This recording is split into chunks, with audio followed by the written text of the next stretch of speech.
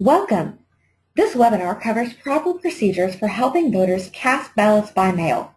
Our laws in Texas regarding mail ballots are especially complex, and it's easy to accidentally do something that is not permitted simply by not being fully informed of the rules. This webinar will guide you through the process so that you can be helpful without getting in trouble, which is very important. So let's start with who can vote by mail. The voters eligible to vote by mail are any voter over 65 by virtue of age, any voter with a disability, and this can be any disability and there's no documentation required, a voter who is confined in jail but has not been finally convicted of a felony, a voter who will be absent from the county where they are registered for the entire early voting and election day period. Next, we'll discuss how to apply for a ballot by mail. You can get a printable version of the application online at the link on your screen.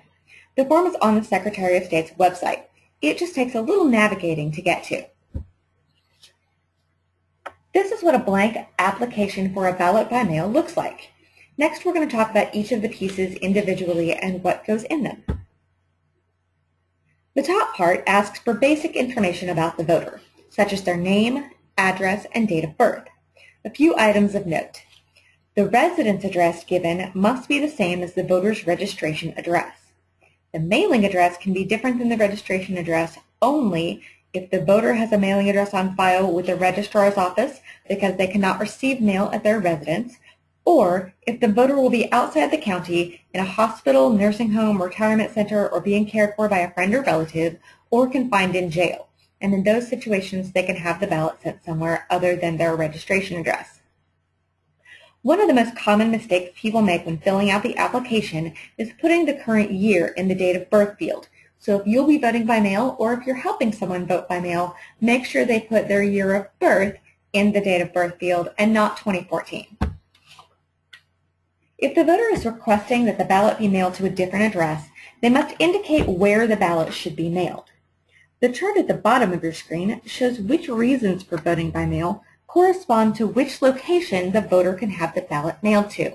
So for example, if a person is going to be absent from the county, they need to list an address that is located outside the county. Next, the voter must choose a reason for voting by mail.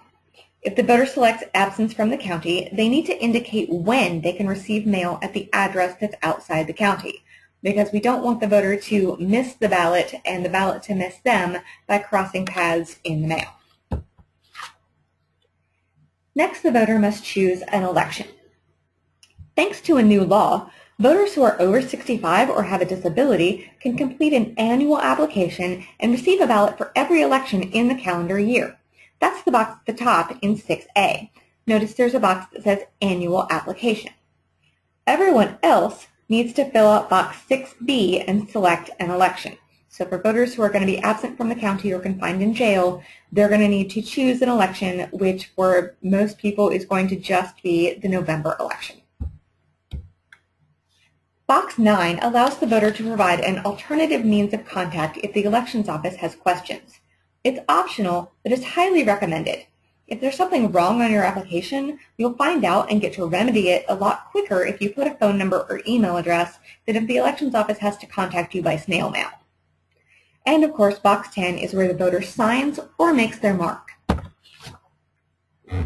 If someone witnessed the voter making their mark because they're not able to sign, that person must complete box 11A and 11B.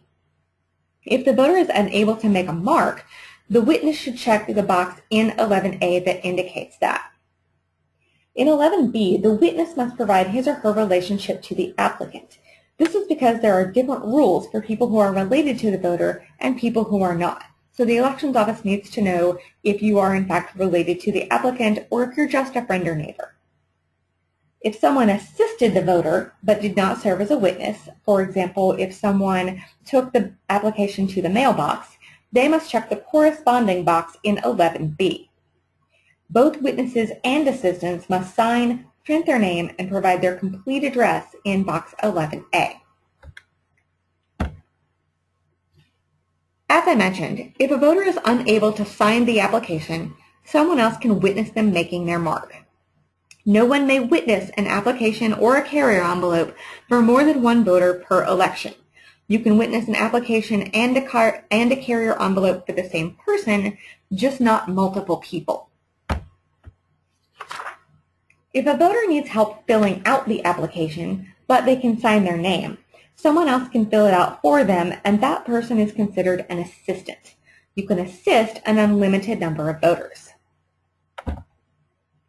Simply taking the completed application to be mailed counts as assistance. Basically, SOS classifies anything other than witnessing as assisting, mostly for lack of a better third term for person who took it to the mailbox. So even if all you did was take a completed application to the mailbox, you still have to fill out boxes 11A and B as an assistant. Not doing so is a very serious violation of the law that we'll talk about later in the presentation. You should mail or fax the application to the early voting clerk's office as soon as possible. When mailing the application, you can include more than one application in the same envelope, mail or fax the application from a campaign, political party, or PAC office, and note that this is different than the rules regarding carrier envelopes, which we'll talk about later. So with regard to applications, these things are perfectly okay. Once the application is submitted, it needs to be submitted to the right place at the right time. Voters over 65 or with a disability can apply for a mail ballot at any time. All other voters must wait until September 5th to submit an application, and the application must be received by the early voting clerk in their county by October 24th. Note that this is a received by date, not a postmark date. That's very important to remember. The voter can send in their application by mail, common or contract carrier, which would be FedEx or UPS or an equivalent organization, or by fax. After the early voting clerk receives the application, and once ballots for that election are printed and ready to be mailed, the voter will receive the official ballot along with other balloting materials. This is a sample from Travis County on how the official ballot mailing will look. The envelopes are different colors depending on the year and depending on the county.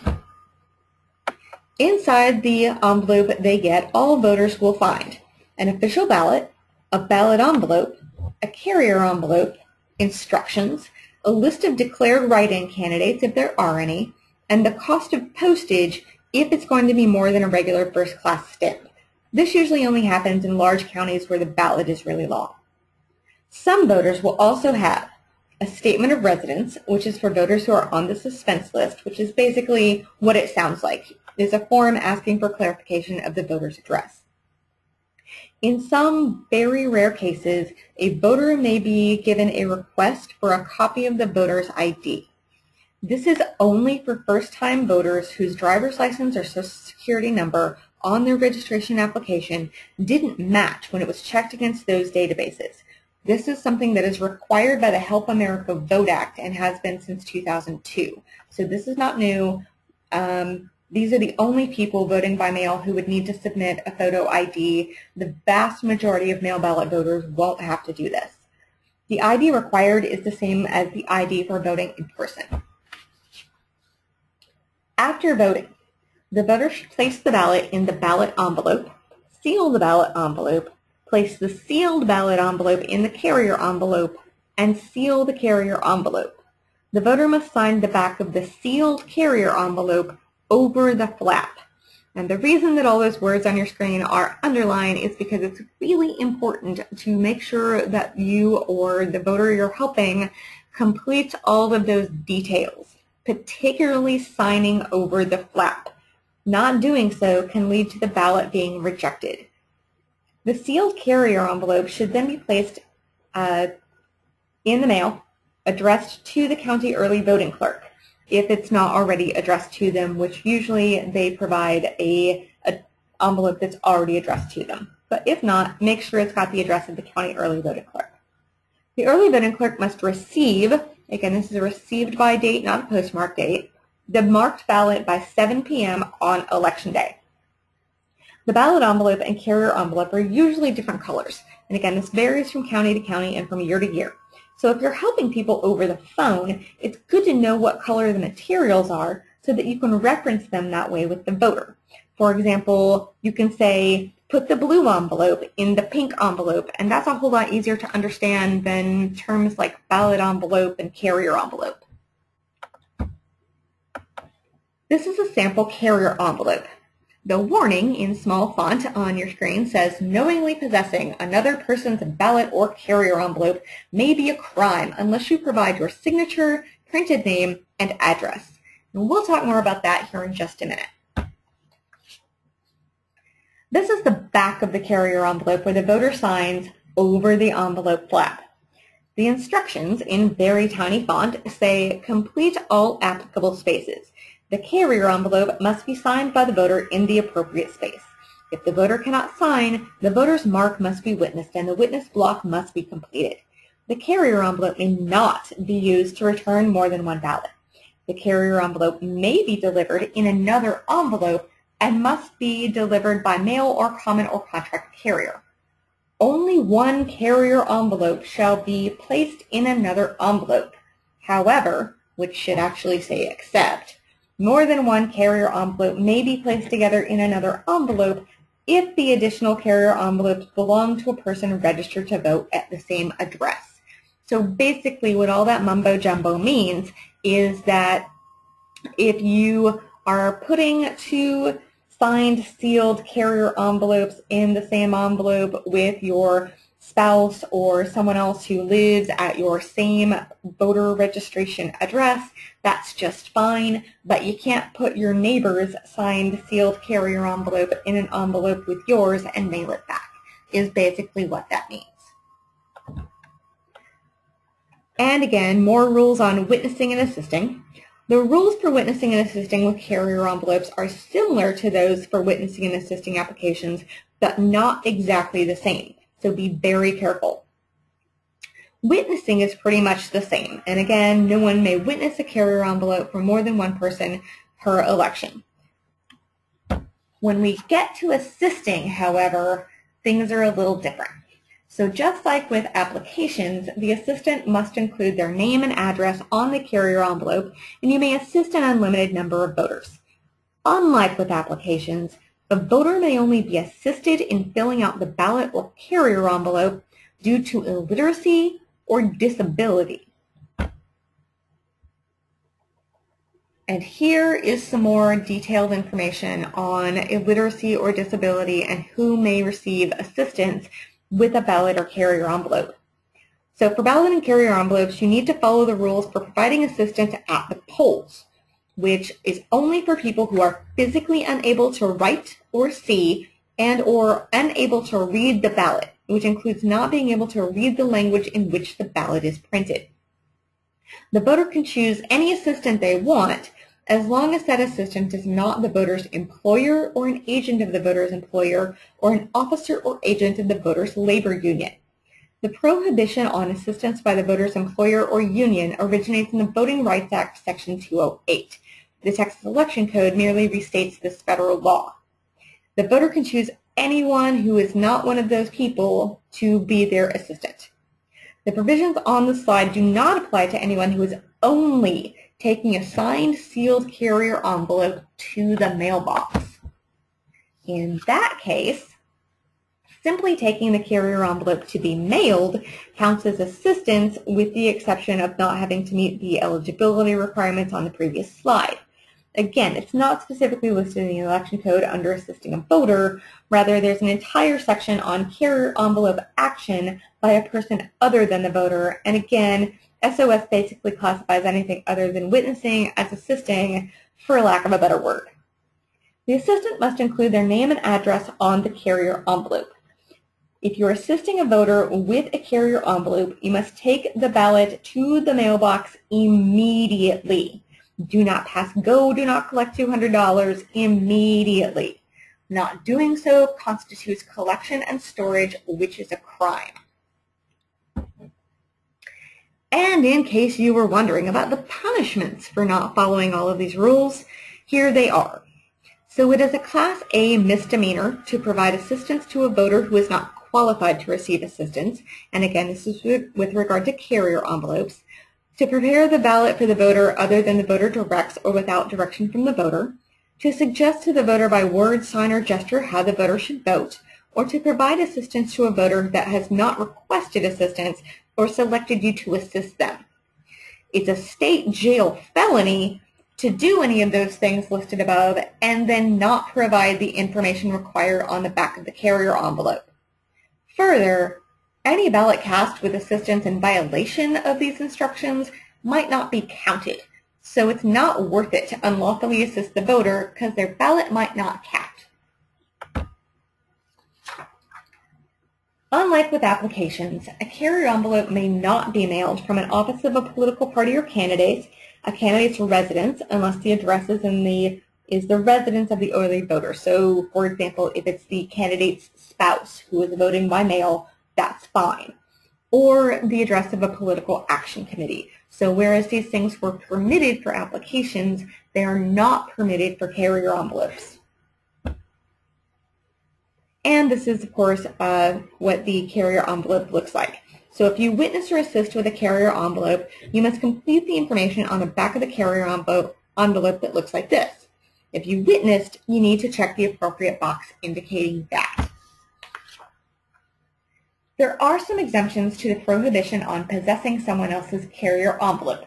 They're basically that you're related to the voter, you're a postal worker, or that you put your name and contact info on the outside of the carrier envelope like we've talked about.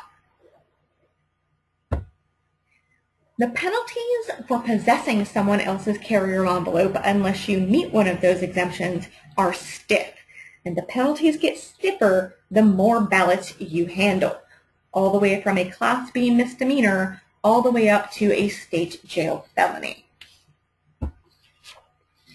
There is also a new law passed in 2013 that specifies that it is illegal to pay people to deposit ballots in the mail for voters based on a quota system. It also specifies that it is illegal to pay people on a quota system to assist voters even if they don't deposit the ballot in the mail for the voter. So basically, no one can be paid to assist voters with filling out the ballot or the carrier envelope or with taking the carrier envelope to the mail for the voter on a quota system. So you could not pay someone and say you will only get paid X amount of dollars if you produce X amount of mail ballots and mail those in. So this has to do with compensation and quotas, is specifically what this law is prohibiting. The Texas Attorney General's office is not kidding around. If you violate any of the laws regarding mail ballots, they can and they will prosecute you. This is a screenshot of an actual indictment of an individual in Corpus Christi who simply failed to sign as an assistant and was prosecuted for that crime, which again is a Class B misdemeanor. Don't do it. It's not worth it. You will get in trouble. The very best way to help voters with mail ballots is by phone, since you're not in the presence of the application ballot or carrier envelope. Remember that all of these things I've talked about being prohibited only are prohibited in the presence of the application ballot or carrier envelope. So if you are not in the presence of those things, you are not violating any laws. If you are on the phone, you are not present. If a voter is very confused, it may be necessary to send a qualified, well-trained person to their home to assist them.